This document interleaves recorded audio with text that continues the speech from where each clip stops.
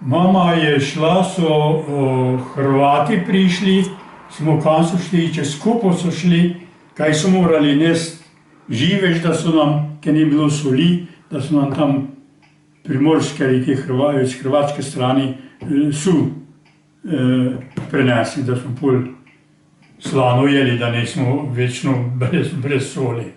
Kaj ste kaj menjali za kakšne? Zamenjalo se, da, za kakšne pridelke nekaj bilo treba dati. Aha, kaj ste pa vi njim dali, kakšne pridelke recimo?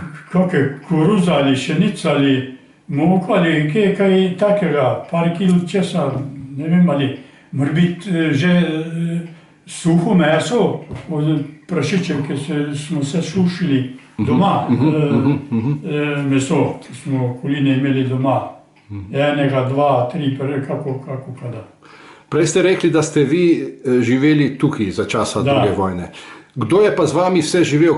V družini mama je bila, sestra je bila, pa stara mati. Mi smo bili tam v zadnji sobi. V tej hiši?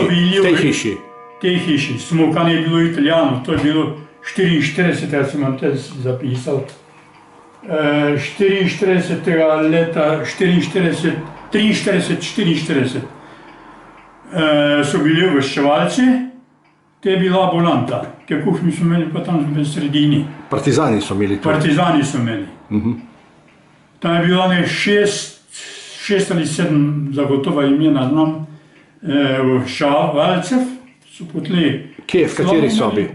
Ti sobi nasprot te sobe. Aha, tu nasprot. Te pa ona je spala v štabi, tam je bil štab 7. korpusa zbirnega centra, tisti štrkovi hiši. In tle je pa delala, Pavla je bilo ime, bolničarka ali zdravnica kaj je. Jaz sem še zavijal, sem za tam je bila cefirka, drva preneslo, da se zakorilo, pa sem zavijal, tudi so se sušili nad šporgetom povoji, za kaj jih ni bilo, rezerv previjanja je bilo še, kakve manje rane tega ni bilo, in sem enkrat prestrelil roko ali kaj na spuško, ki držal gor, pa to.